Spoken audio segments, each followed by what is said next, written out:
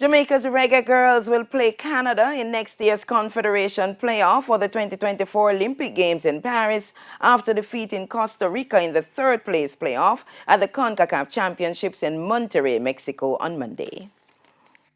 The Reggae Girlz were playing for more glory, having already qualified automatically for next year's FIFA World Cup. But it was the Costa Ricans who had the better of the early exchanges, putting the Jamaicans on the defensive for much of the first half. But the Reggae Girlz managed to keep the score at 0-0 heading into the break. The Jamaicans rallied in the second half and had chances to take the lead, but the game remained locked at 0-0 after full time, sending the game into extra time.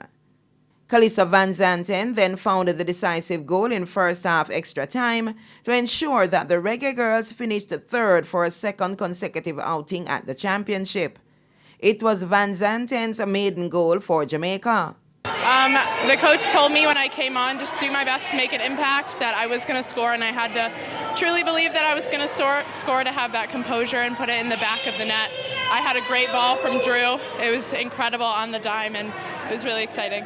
The Reggae Girlz will now oppose Canada, who lost 1-0 to the United States in Monday night's championship final. They will square off in the home and away Olympic playoff in September 2023, with the winner advancing to the 2024 Paris Olympic Games. Meanwhile, TVJ Sports has learned that several pieces of equipment were left in Houston, Texas, as members of the Reggae Girlz delegation returned home following the championships.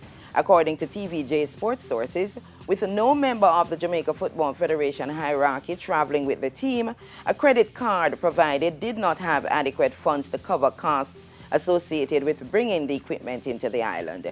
It's understood that the players opted to pay for their personal luggage, but the equipment manager who traveled with the team remains in Houston while efforts are made to provide the funds. Our team is at the Norman Manley International Airport, where members of the team as well as JFF President Michael Ricketts are scheduled to arrive, and we will have details in Primetime Sports Wednesday.